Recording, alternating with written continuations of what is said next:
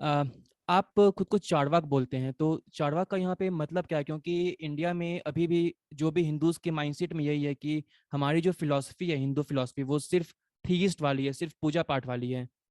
तो आप हम्म। चार्वाक के बारे में थोड़ा उनको बता दो ताकि उनका थोड़ा दिमाग खुले। देखो, चारवाक दर्शन जो है वो वैसे, उसकी अगर डेट के बारे में बहुत डिबेट है कि चारवाक दर्शन की डेट कब हुई थी, कब नहीं हुई थी। अब जैसे बृहस्पति के जो थे सूत्र, ठीक है, हम्म। बृहस्पति सूत्र थे, तो वो सबसे पहले बोले जाते हैं चारवाक के, मगर बृहस्पति के सूत्र तो है ही नहीं। तो अभी आपको सबसे पहला जो मेंशन है चारवाक का वो आता है कौटिल्य अर्थशास्त्र में, जहां पे क्लियरली चारवाक को एज एन मटीरियलिस्ट दिखाया जाता है, the usages of the word Charvak और लोथ एथिकस। उस मतलब बाकी भी है, मतलब मुझे याद, रामायण में भी एक जगह मेंशन होता है, फिर महाभारत में शायद क्या रामायण था में यार नाम, जबाली जबाली ऋषि। जवाली का वो एपिसोड हाँ। है, मगर वो भी accurate representation of a Charvak नहीं है, मगर काइंड ऑफ है। फिर महाभारत में आप बोल सकते हो कि थोड़ा बहुत मेंशन है चारवाक का, शांति पर्व में था शायद चैप्टर 211 में। फिर बृहदारण्यक के उपनिषद में थोड़ी एक लाइन जो झलक दिखाती है स्केप्टिसिज्म की। फिर वो छांदोग्य उपनिषद में जो उद्दालक का है उसमें है। मगर अगर रियल सेंस में बोले तो फर्स्ट मटीरियलिस्ट फिलोसोफर इंडिया में अगर आप बोलोगे, प्रोटो मटीरियलिज्म जिसको बोल सकते हैं, वो अजीत केसम्बकली था, जिसका थोड़ा बहुत डिटेल में आया है। तो अगर डेट पूछेंगे तो 600 टू 400 बीसी। अभी मजा देखो, सबसे ज्यादा तुम अगर एथीस की डॉक्यूमेंट्रीज देखोगे आप, तो हम्म। बोलेंगे एपिक्यूरियंस वर द फर्स्ट एथियस्ट, है ना। हाँ। जबकि एपिक्यूरस की डेट क्या थी, 340 या 320 समथिंग, मेरे को एग्जैक्ट डेट याद नहीं है उनकी। उनसे कम से कम 300 साल पहले मटीरियलिज्म इंडिया में थ्राइव कर रहा था। It was thriving in India. फिर भी इंडियन मटीरियलिज्म के बारे में किसी को जानकारी नहीं है। इंडिया में मटीरियलिस्टिक फिलोसफी में सिर्फ चारवाक नहीं थे, अज्ञानवी थे, आजीविकास भी थे। ये दो तीन काइंड ऑफ मटीरियलिस्ट थे। अज्ञानस और आजीविकास के बारे में तो और भी कम पता है।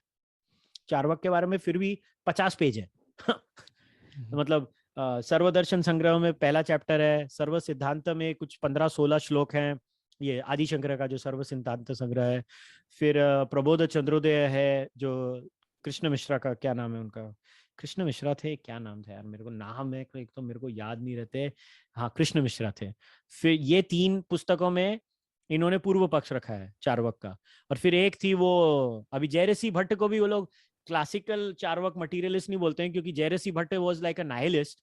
मगर ठीक है, जयरसी भट्ट का तत्वोपप्लव सिंह, ये चार पुस्तकें मिला लो तो आपको चार्वक का थॉट मिलेगा। और उसमें भी प्रॉब्लम यह है कि जयरसी भट्ट ने बाकी दर्शनों का रिफ्यूटेशन किया हुआ है अपनी बुक में, और चार्वक थॉट को रखा नहीं है। तो ये भी एक बहुत बड़ा स्यापा है, मतलब समस्या है, मैंने पंजाबी का वर्ड यूज कर दिया, स्यापा।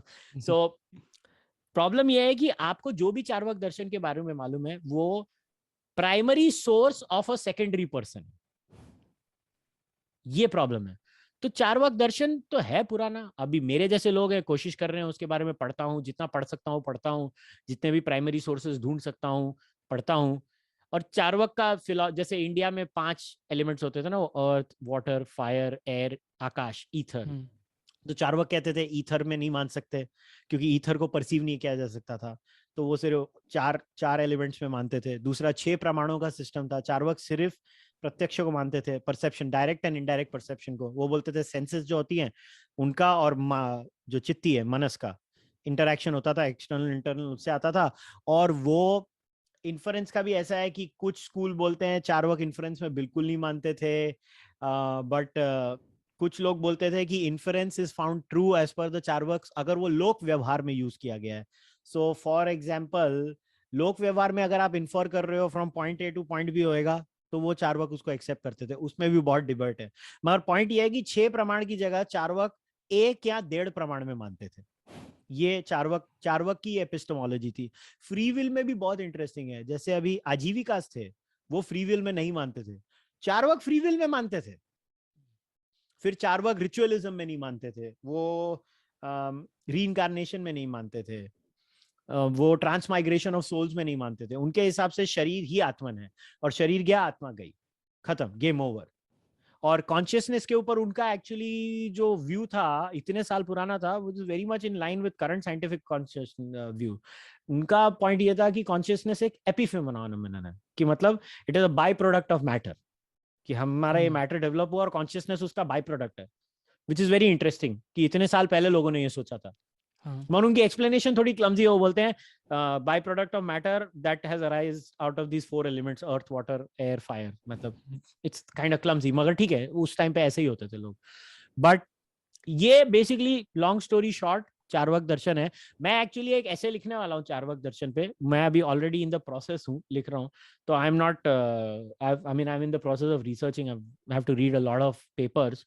तो मैं क्या करूंगा, एक अराउंड 2000 to 3000 वर्ड्स का ऐसे होगा, which will be a basic introduction into the Charvaka Darshan, not only to the Indian audiences but to the Western audiences also। उसको थोड़ा समय लगेगा मुझे 1 महीना, मगर वो 1 महीने में आ जाएगा।